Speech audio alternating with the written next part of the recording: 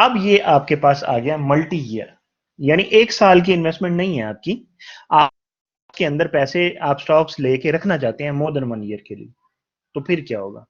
ठीक है, हम अगर प्लान करते हैं कि हम एक साल की बजाय 2 साल रखेंगे अपने पास स्टॉक को, तो इसका मतलब है हमें जो डिविडेंड मिलेगा, एक साल के एंड होने पे मिलेगा हमें डिविडेंड, और फिर दूसरे साल के एंड होने पे भी हमें उसके ऊपर जो प्रॉफिट आपकी कंपनी अर्न करेगी उसको डिस्ट्रीब्यूट करेगी अपने शेयर होल्डर्स में एज ए डिविडेंड।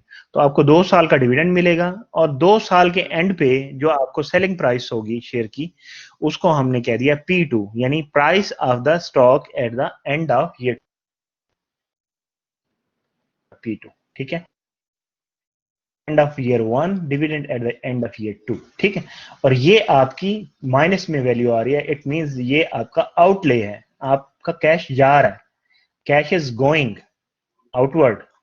ये पॉजिटिव वैल्यू है, ये भी पॉजिटिव वैल्यूज हैं, तो इसका मतलब क्या है कि कैश आ रहा है कंपनी के अंदर। ठीक है, you are getting this cash.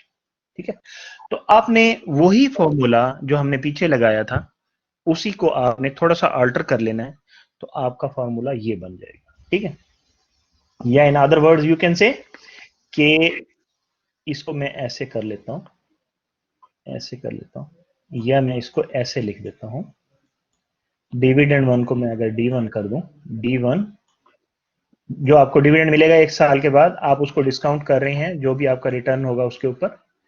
ठीक है, और आपको जो डिविडेंड मिलेगा सेकेंड ईयर D2, ठीक है, उसको आप डिस्काउंट कर रहे हैं उसी के ऊपर, लेकिन यू नो कि नंबर ऑफ ईयर्स जैसे ही चेंज होते हैं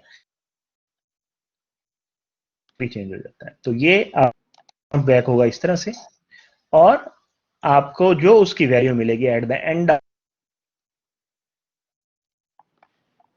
होने पे आपने वो शेयर सेल कर दिया, तो ये भी डिस्काउंट बैक हो जाएगा आपका इस तरह से। ठीक है, और इसमें एन आपका क्या है? नंबर। ठीक है, आपकी जो ये आपका क्या बन रहा है? इंटरेस्ट एक्सपेंस, इसको 2 कहेंगे, सॉरी 2 कह लें, चले एन को मैंने 2 लिख दिया, या फिर आप इसको एन लिख दें। अच्छा, ये आपका जो बनेगा, ये जो मैंने आपका स्क्वायर से बना दिया, ये दो वैल्यूज, ये क्या है? ये आपकी लमसम सेपरेट पेमेंट्स हैं जो डिस्काउंट बैक हो रही हैं। ये एक साल पे डिस्काउंट हो रही है, ये 2 साल पे डिस्काउंट हो रही है, ये भी 2 साल पे डिस्काउंट हो रही है। अब मैं इसकी डिटेल में नहीं जाता कैसे है, ये टाइम वैल्यू ऑफ मनी को हमने बहुत डिटेल के अंदर हमने किया है, तो ये आप निकाल लेंगे। लेकिन इसमें आपने निकालना क्या है? अगेन आपने तो रिटर्न निकालना है, आपको तो ये चाहिए, आर ई चाहिए, तो आप रीएडजस्ट करेंगे, इसको रीएडजस्ट करके इसमें से आर ई निकालेंगे। और उसका बेस्ट मेथड क्या है? You will use either financial calculator और यू विल यूज एक्सेल। तो एक्सेल के अंदर आप वैल्यूज वगैरह देते हैं तो आपको रेट ऑफ रिटर्न मिल जाता है, जिसको आप रेट कहते हैं उसके अंदर। ठीक है, और अगर ये 2 साल से बढ़ जाए, हमें नहीं मालूम, मोर देन 2 years, बट कितने आई डोंट नो कितने, तो इन द सेम वे जैसे मैंने यहां पे लिखी है इक्वेशन, इसी तरह से जैसे D2 है तो D3 इसमें ऐड हो जाएगा, अगर 3 साल के लिए है, 4 साल के लिए है तो D3 के साथ D4 ओवर 1+R⁴ ऐड हो जाएगा, और अगर n हो तो आपका ये मूव करता जाएगा और एंड में आपके पास आ जाएगा DN over 1+R⁴n। And if you are selling your share at year N, आपको नहीं पता, एन कुछ भी हो सकता है, एन 10 years भी हो सकता है, एन 2 years भी हो सकता है, एन 5 years भी हो सकता है, whatever the value of N, जो भी वैल्यू होगी एन की, तो आप ये देखें कि आखिरी वैल्यू के ऊपर जब आप उसको सेल करें तो वो डिस्काउंट हो रही है अमाउंट इस तरह से। तो आपका ये फॉर्मूला जनरलाइज हो गया फॉर मल्टी पीरियड। ठीक है, मल्टी ईयर। इस फॉर्मूले की समझ आ रही है? सर एक क्वेश्चन पूछूं? सर जी पूछे। सर मोहम्मद आमिर नाम है। सर मुझे पूछ रहा कंपनी अगर let's suppose first year dividend दे रही है, सेकंड ईयर नहीं दे रही, देन थर्ड ईयर दे रही है, तो ये फॉर्मूले में क्या जीरो पुट करेंगे सेकंड ईयर में हम लोग? जी जी, आपका क्वेश्चन अपनी जगह पे वैल, लेकिन बेसिकली जब हम शुरू करते हैं, आप अपना माइक ऑफ कर दें, शोर काफी आ रहा है, जब बोलना हो तो माइक ओपन करें वरना बंद रखें। अच्छा, इसमें यह है कि हम जब भी किसी चीज को पढ़ते हैं ना, किसी भी कॉम्प्लेक्स फिनोमिनन को हम अंडरस्टैंड करने की कोशिश करते हैं, तो हम अजम्पशंस के साथ स्टार्ट करते हैं। अभी जो हम मॉडल पढ़ रहे हैं, ये मॉडल, इसमें हमने ये अज्यूम किया हुआ है कि हर साल डिविडेंड मिलेगा, ठीक है। वो मॉडल जिसमें डिविडेंड नहीं मिलेगा आपको, किसी साल के अंदर आपका मिस हो रहा है डिविडेंड, ठीक है, तो उस मॉडल में अकॉर्डिंगली हम चेंजेस करेंगे, लेकिन हम अभी बेसिक्स को अच्छी तरह से अंडरस्टैंड करेंगे। ये इस एजम्पशन के साथ है कि आपको हर साल डिविडेंड मिल रहा है, ठीक है। आपका क्वेश्चन दुरुस्त है, लेकिन उस कॉम्प्लेक्स सिचुएशन को हम एंड में जाके उसको भी हैंडल करना सीखेंगे कि अगर एक साल डिविडेंड मिला, दूसरे साल नहीं मिला, तीसरे साल भी नहीं मिला, चौथे साल भी नहीं मिला, पांचवें साल जाके मिल गया, ठीक है, तो फिर कैसे उसको हैंडल करेंगे, राइट जी। अच्छा जी, the price of stock is equal to the present value, उसी को एक्सप्लेन कर रहा है, is equal to the present value of all the expected future dividends. अब देखें ये मिले नहीं है डिविडेंड, आपको एक्सपेक्टेड है कि ये मिलेंगे, ठीक है। It will pay along with the cash flow from the sale in year end, जब आप उसको सेल करेंगे शेयर को, ठीक है, उसकी वैल्यू भी उसके अंदर इंक्लूड हो जाएगी। तो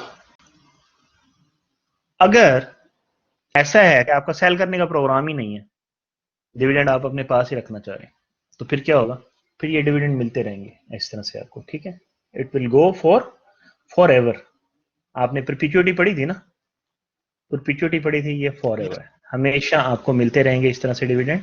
जो भी एक्सपेक्टेड डिविडेंड है आपके, वो डिस्काउंट होते रहेंगे in what ever year you will receive, that will be discounted back at the same rate, जो भी रेट होगा उसका, ठीक है।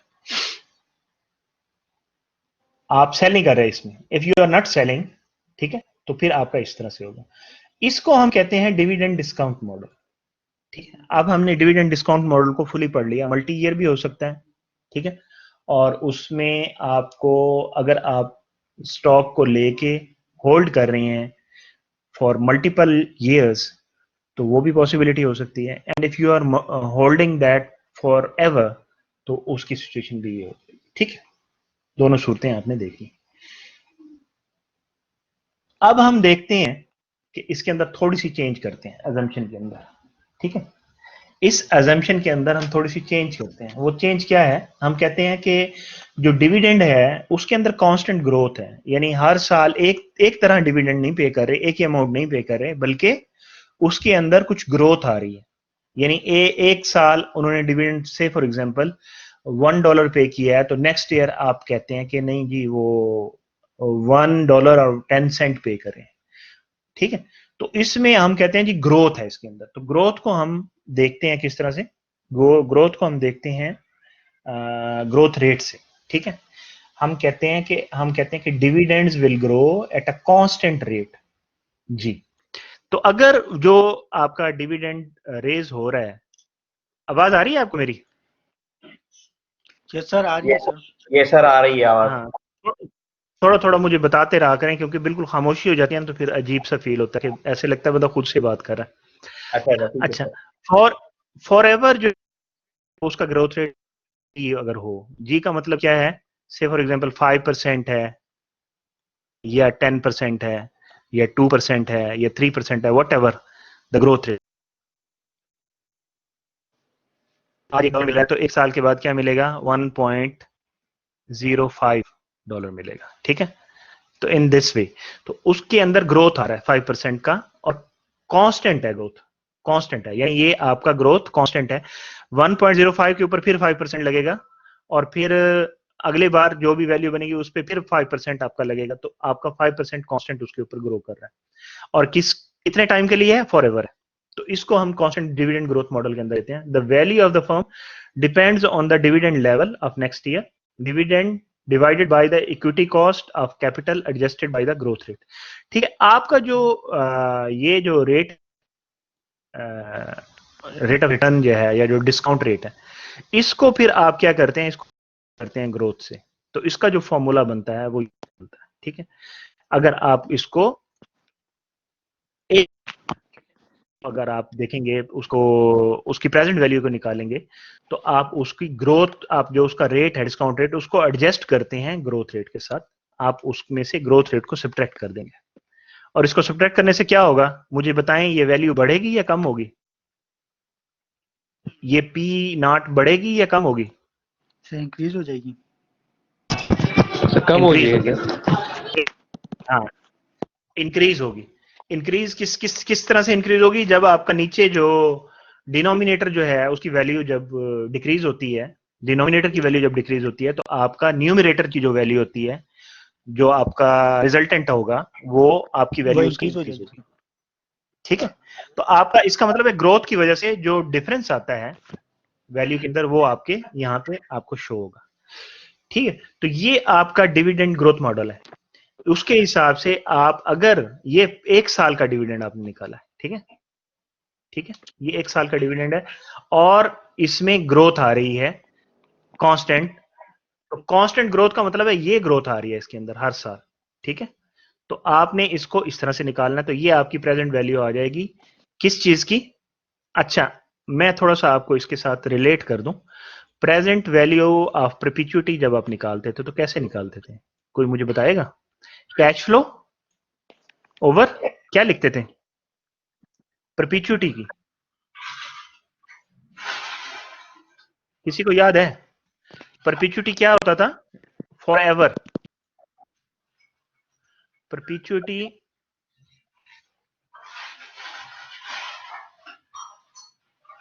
हम कहते थे कि फॉर एवर जो आपकी कोई स्ट्रीम बन रही है, जो आपको मिलती रहेगी, उसको हम परपेचुइटी कहते थे। उसका ये फॉर्मूला था सी ओवर आर। जो भी आपका रिटर्न होता था सी ओवर आर था, यानी कैश फ्लो आपका कांस्टेंट है और ओ आर से आप उसको डिवाइड कर देते थे, तो आपकी ये कांस्टेंट परपेचुइटी बन जाती थी। उसकी प्रेजेंट वैल्यू आप इस तरह से निकालते थे। रिकॉल करें। उसमें एन का नहीं आएगा, उसमें जो प्रेजेंट वैल्यू परपेचुटी है उसमें आर से डिवाइड करते हैं, और जिसमें परपेचुटी नहीं होती, एन्यूटी होती है, तो उसमें 1+r और n करके डिवाइड करते हैं उसको। जी, वो तो एन्युटी होती है ना, मैं परपेचुइटी की बात कर रहा हूँ। ये फॉर एवर है ना, देखें फॉर एवर का जब वर्ड आता है तो हम परपेचुइटी को लेते हैं। जी सर। तो ये फॉर एवर के लिए ये परपेचुइटी होगी, तो ये वैल्यू होगी इसकी। ठीक है, जी सर। इसमें हम सिर्फ डिफरेंस क्या ले रहे हैं? देखें ये वही है, कैश फ्लो आपका क्या है? आपका डिविडेंड है। ठीक है, और आपका जो डिविडेंड है वो इंक्रीज कर रहा है किसी कांस्टेंट रेट के साथ, जी के साथ। तो वो जो आपका डिविडेंड इंक्रीज कर रहा है जी के साथ, उसको आप एडजस्ट कर देते हैं यहाँ पे। तो यहाँ आर पे की जगह आर माइनस जी कर दिया, तो ये आपका फॉर्मूला इसके साथ रिलेट करता है। जी सर। ठीक है, तो ये आपका फॉर्मूला, ये फॉर्मूला आपका बनता है। तो आपका कांस्टेंट डिविडेंड में आप क्या बताएंगे हर साल डिविडेंड क्या होगा? नहीं, हर साल तो नहीं बताएंगे आप। आपको ग्रोथ रेट का पता है, आप ये देखेंगे कि कौन से ईयर में आप देख रहे हैं डिविडेंड को, तो उस ईयर का आप डिविडेंड निकाल सकते हैं। यानी आप कहते हैं जी आज अगर डिविडेंड फॉर एग्जांपल D1 है और उसमें जो ग्रोथ रेट है वो G है, तो 1 साल बाद क्या होगा डिविडेंड? 1+G के इसके साथ मल्टीप्लाई कर देंगे। ऐसा ही है ना? या आप इसको यूं कह लें कि 1 साल बाद डिविडेंड क्या होगा? D1 प्लस इसमें जो ग्रोथ आप उसको आप इस मल्टीप्लाई करके ग्रोथ निकाल लेंगे। यानी सिर्फ एग्जांपल आपको $1 है डिविडेंड आपको मिला है, 1 साल बाद जो आपका हो जाएगा डिविडेंड वो क्या हो जाएगा? D2 क्या हो जाएगा? D2 क्या बनेगा? $1 आपको पहले साल मिला, दूसरे साल कितना मिलेगा? +1 इंटू आपका जो रेट है, से फॉर एग्जांपल ग्रोथ रेट हम 5% ले लेते हैं, 5% आप ले लें अगर, तो 5% के साथ इसको मल्टीप्लाई कर देंगे ना, 0.05 के साथ आप इसको मल्टीप्लाई कर देंगे, तो आप इसको ऐसे ही लिखेंगे ना।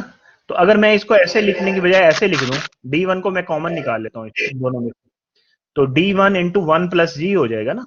तो रिजल्ट तो दोनों का सेम है ना, इसका और इसका रिजल्ट तो सेम है ना। तो आपका D2 जो है this is equal to D1 into 1+G है।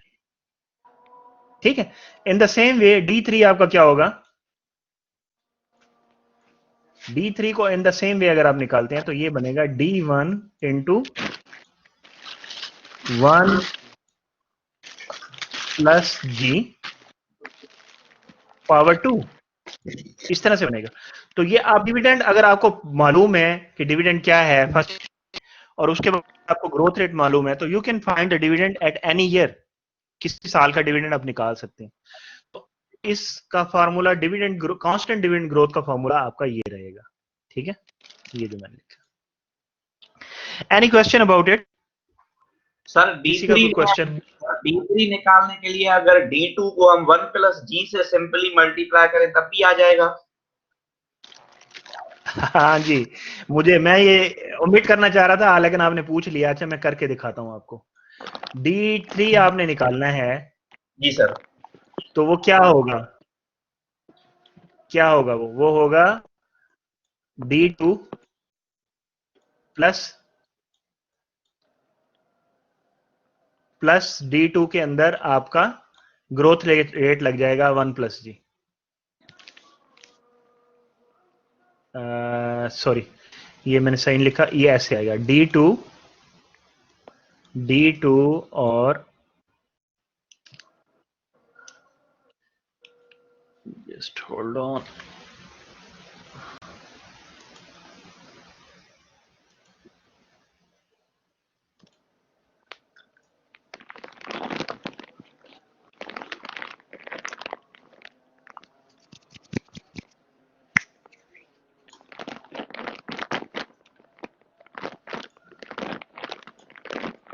D2 इंटू 1 प्लस जी, यही आएगा ना? क्यों बिनतेलाल, यही आएगा ना? हमने जी D2 सर। लिखा था, तो हमने कहा था D1 इंटू 1 प्लस जी, तो D2 प्लस जी आएगा। तो D2 क्या है? D2 की वैल्यू तो आपने यहाँ निकाल के रखी हुई है। जी सर, पहले ही निकाल के रखी है यहाँ पे। इसको यहाँ पुट कर दें तो क्या हो जाएगा? यहाँ हो जाएगा D1 इंटू 1 प्लस जी,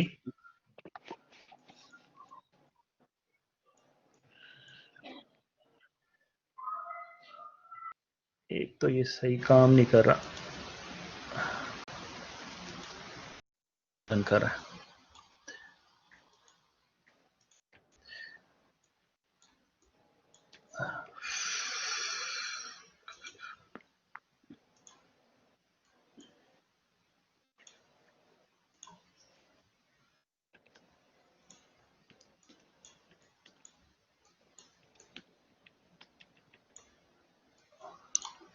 ये D2 की जगह हमने ये पूरा ये लिख दिया, ठीक, यही फार्मूला था ना इसका।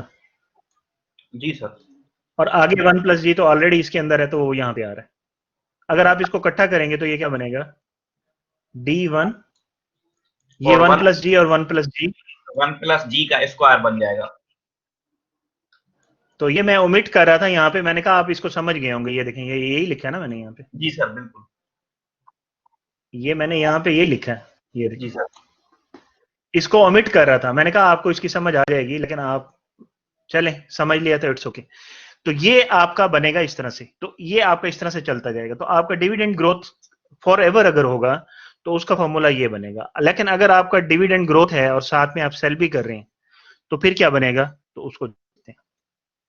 अच्छा, पहले इसका प्रॉब्लम इसी का, इसमें अब आपके पास आपको क्या चाहिए होगा? आपको डिविडेंड चाहिए होगा कि फर्स्ट ईयर के एंड के ऊपर आपको क्या डिविडेंड मिलेगा, और फिर आपको ये मालूम करना चाहिए, आपके डाटा के अंदर ये होना चाहिए कि उसका ग्रोथ रेट कितना है, एवरी ईयर उसके अंदर कितनी कांस्टेंट ग्रोथ आ रही है, और उसकी प्रेजेंट वैल्यू क्या है। तो you can find the return on the constant dividend growth model, ठीक है। तो ये हम इस क्वेश्चन को देखते हैं, इसमें क्या हमारे पास इंफॉर्मेशन है। कंसोलिडेटेड एडिसन इनकॉर्पोरेशन, इसको शॉर्ट करके कॉन एड लिखा हुआ है। कंसोलिडेटेड एडिसन को is a regulated utility company that services the New York City area. Suppose Con Ed plans to pay $2.3 per share in dividends in the coming year. तो ये आपका D1 हो गया। Is it D1?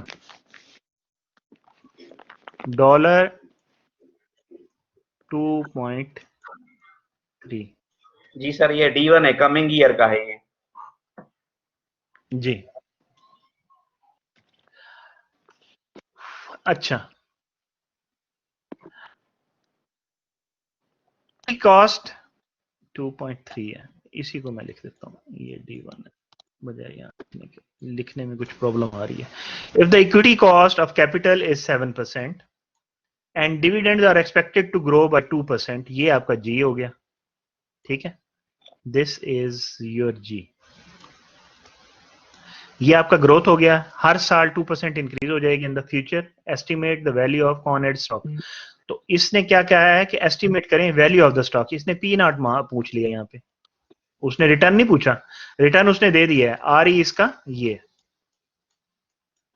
तो simply you will find P naught आपने find करना है, ठीक है। P naught you need to find the P naught find करने के लिए you know the formula. First year का डिविडेंड क्या होना चाहिए, D1 over R E, cost of equity को हम आर ई लिखते हैं, आर मतलब कॉस्ट, रिटर्न भी हम इसको बोलते हैं, कॉस्ट भी बोलते हैं। हमें कॉस्ट और रिटर्न में डिफरेंस जो है पर्सपेक्टिव से आता है, ठीक है। अगर इसको भी समझ लें अच्छी तरह से, ये बहुत इंपॉर्टेंट पॉइंट है। अगर तो आपकी कंपनी है, ठीक है, आपकी कंपनी है, तो वो आर जो है आपके लिए कॉस्ट है, cost of raising the equity, ठीक है, जिसको हम कॉस्ट ऑफ इक्विटी कहते हैं। और अगर आप इन्वेस्ट कर रहे हैं किसी कंपनी के अंदर, तो वो आपका रिटर्न है, वैल्यू सेम है, ठीक है। अब मैं अगर आपसे से फॉर एग्जांपल आप मेरे पास आते हैं, आप कहते हैं जी मुझे लोन चाहिए, मैं कहता हूं हाँ ठीक है जी मैं आपको लोन देता हूं, ठीक है, लेकिन उस पर मैं 5% लूंगा, इंटरेस्ट लूंगा उसके ऊपर। मेरे लिए वो 5% क्या होगा, प्रॉफिट होगा ना, रिटर्न होगा ना मेरा। और आपके लिए क्या होगा, आपके लिए कॉस्ट होगी। तो पर्सपेक्टिव वाइज ये आर की हम वैल्यू को इंटरप्रेट करते हैं। अगर आप बात कर रहे हैं फ्रॉम द, जो कंपनी स्टॉक्स इशू कर रही है उसके हवाले से बात कर रहे हैं, तो फिर वो क्या होगा, कॉस्ट ऑफ इक्विटी होगा, वो उसकी कॉस्ट होगी। और क्योंकि हम स्टॉक्स की बात करें, तो स्टॉक्स क्योंकि इक्विटी के अंदर आते हैं, तो हम इसको कॉस्ट ऑफ इक्विटी कहते हैं। और अगर इन्वेस्टमेंट के हवाले से बात करें, तो फिर वो रिटर्न होगा हमारा, ठीक है। अगर आप इन्वेस्टर हैं तो वही आर आपके लिए रिटर्न है, अगर आप वो रेस कर रहे हैं वहां से फंड, तो फिर आपके लिए वो कॉस्ट है, ठीक है। वेल अंडरस्टूड, समझ आ गई इस बात की आपको? Yes sir.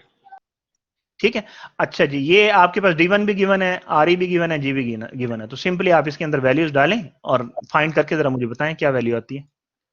कम ऑन जरा, ये तो बहुत इजी सा है।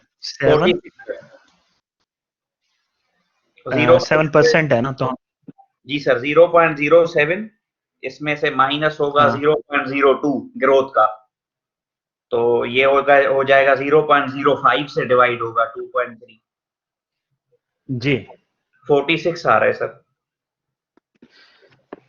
अब मुझे बताएंगे ये 46 क्या चीज है? पी नोट सर, इसकी प्राइस है, शेयर प्राइस। शेयर प्राइस है, market price of the share today would be $46। जी सर। ठीक है, चलें जी आगे देख लेते हैं। इसी को सॉल्व किया हुआ होगा उसने, पहले उसने प्लान किया है, उसमें वो बताएगा क्या कुछ है। Cause the dividends are expected to grow perpetually. Perpetually का मतलब क्या है, for ever. Perpetual means for ever.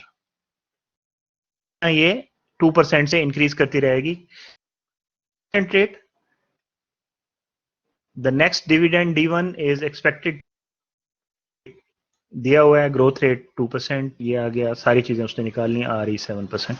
So what he will do, he will simply put in the values and find the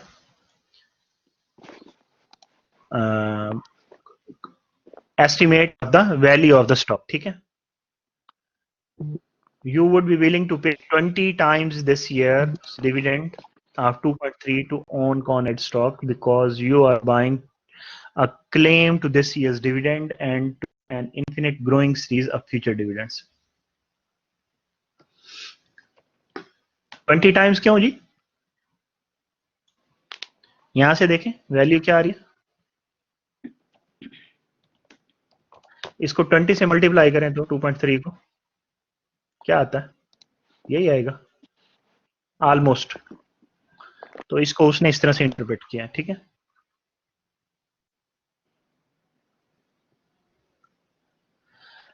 right जी, इसी तरह से एक और problem दिया हुआ है, इस प्रॉब्लम को आप खुद से देख लें, हम इसको रीड कर लेते हैं। टारगेट कॉर्पोरेशन प्लान्स टू पे per share in dividends in the coming year. तो ठीक है, if the equity cost of capital is 10%, अब ये equity cost आ कंपनी की बात करता है, इस कंपनी के पर्सपेक्टिव से बात हो रही है, ये इनकी कॉस्ट है, ठीक है, 10%, ये आ रही है आगे आपके पास, ठीक है, cost of equity, and dividends are expected to grow by 8.4% per year, तो ये आपका जी आ गया, ठीक है। एस्टिमेट करें value of target stock, share करें, बताएं क्या वैल्यू आ रही है।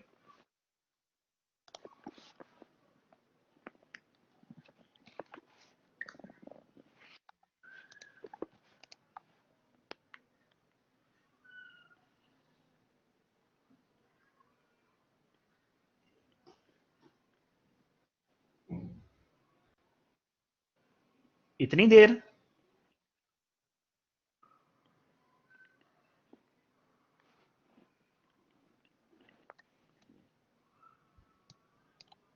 कैलकुलेटर्स नहीं है आपके पास, हैं? सर 42.5 आ रहा है। और 2.5 जी सर। नहीं, ये उसने प्लानिंग की, यहाँ उसने सारी चीजें बताई हैं, ये देखिए 42.5 आ गया, यू आर करेक्ट। उसको फिर उसने उसको इवैल्यूएट इंटरप्रेट कर दिया, उसको इस तरह से वो कर रहा है, ठीक है। अच्छा जी, अब हम देखते हैं dividend versus investment and growth, ठीक है। इन्वेस्टमेंट और ग्रोथ के हवाले से आप उसको देखेंगे, यानी डिविडेंड को अभी हम किसके हवाले से देख रहे थे, हम उसका दूसरा पर्सपेक्टिव ले रहे थे। A simple model of growth, the dividend each year is equal to the firm's earning per share. Dividend जो होता है, ठीक है, डिविडेंड कौन पे करता है? कॉर्पोरेशन पे कर रही होती है ना, ठीक है। किसको पे कर रही होती है? इन्वेस्टर्स को पे कर रही है, ठीक है। तो ये कब पे करती है कॉर्पोरेशन? कॉर्पोरेशन या कंपनी कब पे करती है? कंपनी कब पे करती है? जब प्रॉफिट, ईयर एंड पे। सर ईच ईयर जब प्रॉफिट होता है तो जब कंपनी प्रॉफिट कमा लेती है, अपने प्रॉफिट में से पे करती जो है। आपका प्रॉफिट होगा उसको वो डिवाइड कर देगी ना जी स्टैंडिंग सर। शेयर्स के साथ, तो आपका ईपीएस आ जाता है, ठीक है। जी सर। तो ईपीएस जो है बेसिकली क्या होता है? आपका डिविडेंड ही होता है, ठीक। और अर्निंग पर आप शेयर। किस तरह से करें? Multiplied by dividend pay out rate, आप कितना पे कर रहे हैं, डिविडेंड पे आउट रेट। इसमें हमने चैप्टर 1 में शायद हमने देखा था कि जो हमें प्रॉफिट मिलता है, नहीं चैप्टर 2 में देखा था, सर रेशियो एनालिसिस वाले पेपर में देखा था। हाँ रेशियो एनालिसिस में देखा था हमें। जब प्रॉफिट मिलता है, हम पूरा प्रॉफिट डिस्ट्रीब्यूट नहीं करते, बल्कि देते हैं अपने पास, कुछ आगे दे देते हैं, ठीक है। कुछ हम प्लो बैक करते हैं, नहीं इसको प्लो बैक कर देते हैं हम, ठीक है।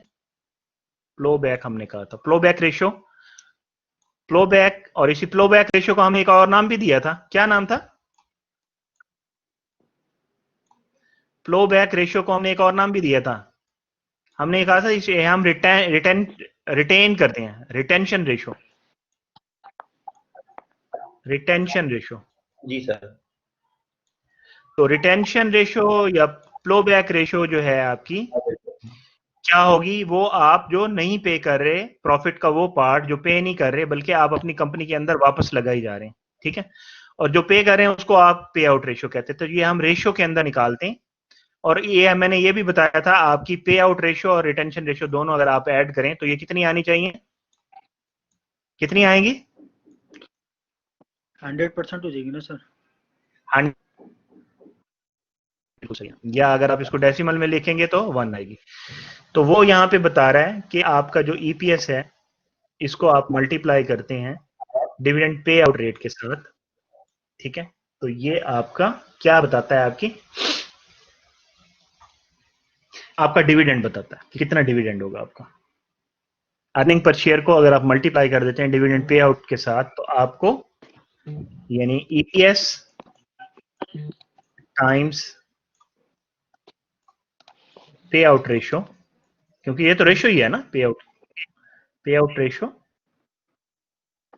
तो आपका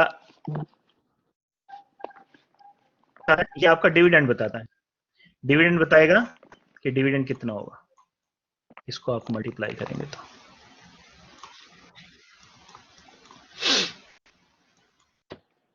ये आपका डिविडेंड है, ठीक है।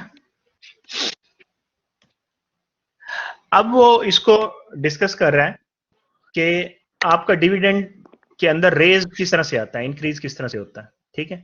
नंबर 1, आपकी अर्निंग्स इंक्रीज कर जाए, यानी आपके प्रॉफिट इंक्रीज कर जाते हैं, प्रॉफिट ऊपर चले गए, आपके प्रॉफिट रेज कर गया, प्रॉफिट इंक्रीज कर गया, तो आपका डिविडेंड भी इंक्रीज करता है। It can increase its dividend pay out rate. दूसरा ये है कि जो आपने अभी जो चीज मैंने बताई है, आप एक पॉलिसी बनाते हैं कि हमने कितना डिविडेंड पे करना है। अगर आप उसकी रेशो बढ़ा देते हैं, आप कहते कि मैनेजमेंट कहती है कि हमने पे आउट ज्यादा करना है और फ्लो बैक कम करना है, तो आप जब पे आउट बढ़ाते हैं तो तब भी आपका डिविडेंड इंक्रीज करता है। और नंबर 3 क्या होता है जी, अगर आपके आउटस्टैंडिंग शेयर्स जो है उनकी तादाद कम हो जाए तो फिर अभी आपका ईपीएस या आपका डिविडेंड इंक्रीज कर जाएगा। यानी आपका जो प्रॉफिट है अगर वो कम नंबर ऑफ शेयर्स के साथ डिवाइड होगा तो आपका जो है वो डिविडेंड बढ़ जाएगा ना, जो डिविडेंड आपको, राइट। तो 3 सोर्सेज हो सकते हैं। नंबर 1, आपके प्रॉफिट्स इंक्रीज हो गए, अर्निंग्स इंक्रीज हो गई। नंबर 2, आपकी मैनेजमेंट ने, कंपनी की मैनेजमेंट ने ये डिसाइड किया कि पे आउट बढ़ा दो और फ्लो बैक कम कर दो, रिटेंशन रेशियो कम कर दो, तो उसमें भी आपका डिविडेंड इंक्रीज कर जाएगा। और नंबर 3, आपके नंबर ऑफ आउटस्टैंडिंग शेयर्स अगर कम हो जाएं तो उसमें भी आपका डिविडेंड इंक्रीज कर सकता है। सर ये कुछ जी सर ये शेयर्स आउटस्टैंडिंग हम कैसे कर सकते हैं, ये पॉसिबिलिटी है? जी जी बिल्कुल पॉसिबिलिटी है, मैं ये बताने लगा हूँ आपको। प्रॉफिट इंक्रीज करेंगे वो तो ज़ाहिर है, आप अगर अच्छा परफॉर्म कर रहे हैं, आपकी कंपनी अच्छा परफॉर्म कर रही है, कंपनी जिस सेक्टर में भी काम कर रही है, प्रोडक्शन कर रही है या सर्विस कर रही है, तो वो अपने अगर प्रॉफिट्स इंक्रीज करती है वो तो आपको पता ही है, ठीक है। और पे आउट रेशियो का आपने डिसीजन करना है भी, कितना आपने रखना है, कितना आपने देना है, उस आपको।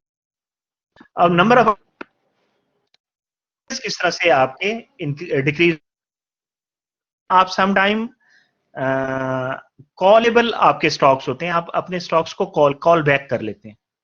से फॉर एग्जांपल आपकी मार्केट प्राइस डिक्रीज हो जाती है, ये डिफरेंट चीजें हैं, आप फाइनेंस के दूसरे कोर्सेज के अंदर भी आप इसको स्टडी करेंगे। आपकी प्राइसेस नीचे जा रही हैं तो आप क्या करते हैं, कंपनी खुद परचेज कर लेती है अपने ही शेयर्स, कंपनी खुद ही अपने शेयर्स परचेज कर लेती है, बिल्कुल वैसे ही जैसे आप इन्वेस्टमेंट करते हैं किसी और के शेयर्स में, वो अपने ही शेयर्स बाय बैक कर लेते हैं, ठीक है। जब वो बाय बैक करते हैं उसके बाद अगर उनकी परफॉर्मेंस बेहतर हो जाती है, यानी बाय बैक करने से क्या होता है, उन शेयर्स पे तो आपका डिविडेंड नहीं जाएगा ना। जैसे हमने पढ़ा था कि जो हम स्टॉक ऑप्शंस करते हैं, यानी आपकी जो एम्प्लॉयज को आप शेयर देते हैं एज अ बोनस, उसके ऊपर उनको डिविडेंड नहीं मिलता, वो जाके मार्केट में तो बेच सकते हैं अपने डिविडेंड को, जब वो मार्केट में बेचेंगे उनकी ओनरशिप चेंज होगी, यानी किसी और हैंड्स में जाएंगे, मार्केट के बाहर के बंदे के हाथ में जाएंगे, तो फिर उस पर डिविडेंड मिलेगा। या स्टॉक ऑप्शंस हैं आपकी दूसरी एग्जेक्टिव कंपनसेशन के अंदर होता है कि भाई आपने जो ओनर जो सीईओ है कंपनी, जो एग्जेक्टिव्स हैं, मैनेजर्स हैं या डायरेक्टर्स हैं, ये डायरेक्टर्स वो डायरेक्टर्स नहीं जो इलेक्टेड हैं, उनकी बात नहीं कर रहा, वो डायरेक्टर्स जो आपने रखे होते हैं ऑपरेशनल कामों के लिए, उनको अगर आप बोनसेस के तौर पे आप शेयर्स देते हैं तो उसके ऊपर डिविडेंड नहीं पे करते आप, तो आपके नंबर ऑफ आउटस्टैंडिंग शेयर्स जो है उस तरह से कम हो जाते हैं, जो आप जिसके ऊपर अपना ईपीएस कैलकुलेट करते हैं या जिनको डिविडेंड देते हैं, ठीक है। समझ आ गई बात की। तो कॉलेबल शेयर्स भी होते हैं, जब प्राइस गिरती है तो कंपनी खुद बाय बैक कर लेती है, और कुछ शेयर्स की प्रॉपर्टी भी होती है, कुछ शेयर्स ऐसे होते हैं जो कॉलेबल शेयर्स होते हैं, जैसे कॉलेबल बॉन्ड्स होते हैं। तो कॉलेबल शेयर्स होते हैं, उसमें आप ऑप्शन देते हैं जो आपके शेयर होल्डर्स हैं कि वो एक अच्छी प्राइस पे अपने शेयर्स वापस कंपनी को दे दें और वो प्राइस ले लें, उसकी जो भी उसकी प्राइस है, मार्केट प्राइस है या कोई प्राइस अगर आपने डिटरमिन की हुई है उसके अंदर, तो उसके ऊपर। तो उस सूरत में आपके आउटस्टैंडिंग शेयर्स कम हो जाते हैं, और फिर जब मार्केट बेहतर होती है तो फिर आपको फाइनेंसेस चाहिए अगर उस वक्त, तो आप फिर क्या करते हैं, वही शेयर्स फिर आप मार्केट में दोबारा स्टॉक मार्केट में जाके बेचते हैं। ठीक है, जब वो हैंड्स उनके चेंज होते हैं, यानी उनकी ओनरशिप चेंज होती है, तो फिर उसकी जो है उससे आप प्रीमियम के ऊपर आप शेयर को बेचते हैं, तो आपको खासा आपको आपके फाइनेंसेस जनरेट हो जाते हैं उससे, उसमें कोई आपको ज्यादा मेहनत भी नहीं करनी पड़ती। तो ये कंपनीज ये सारे काम करती हैं। तो नंबर हो सकते हैं, पॉसिबिलिटी होती है। ठीक है जी, अच्छा जी, हम बस ये यहाँ हम इस स्लाइड को मैं कर लूँ, फिर आपको मैं ब्रेक देता हूँ। ब्रेक के बाद दोबारा जो दूसरा सेशन मैंने बनाया उससे फिर मैं आऊँगा, आप भी उसी को ज्वाइन कीजिएगा। कोशिश कीजिएगा जितने लोग क्लास में बैठे हैं एटलीस्ट ये सब आए। होता ये है कि जब ब्रेक होती है ना, तो ब्रेक के बाद बहुत ज़्यादा तादाद कम हो जाती है जो अटेंड कर रहे होते हैं क्लास को ना। अच्छा जी, सिंपल मॉडल ऑफ ग्रोथ उसी को हम देख रहे हैं। All increases in future earnings result exclusive from new investment made with retained earning, then अब देखें उसके अंदर फर्दर क्या ले रहे हैं हम। हमने यहां पे देखा था कि अर्निंग्स अगर आपकी इंक्रीज हुई, प्रॉफिट इंक्रीज हुआ, अगर प्रॉफिट इंक्रीज हो रहे हैं, या तो ये है कि आप बहुत अच्छा परफॉर्म कर रहे हैं उससे हो रही है, या फिर ये है कि आपने कुछ नई इन्वेस्टमेंट डाली है उसके अंदर। ठीक है, नई इन्वेस्टमेंट का मतलब क्या है कि नया पैसा डाला है आपने उसके अंदर। अगर नई इन्वेस्टमेंट डाली है तो आपकी अर्निंग के अंदर जो चेंज आ रही है वो नई इन्वेस्टमेंट के ऊपर जो रिटर्न आपको मिल रहा है नई इन्वेस्टमेंट का, उसकी की अर्निंग में चेंज आ रही है। से फॉर एग्जांपल आपने $50,000 आपने एक्स्ट्रा ऐड कंपनी के अंदर, तो आपकी कंपनी नॉर्मली जो रिटर्न ले रही है वो नॉर्मल रिटर्न है आपकी कंपनी का, ओवरऑल एवरेज रिटर्न है। से फॉर एग्जांपल हम इसे कहते हैं 10% है, 10% रिटर्न ले रही है।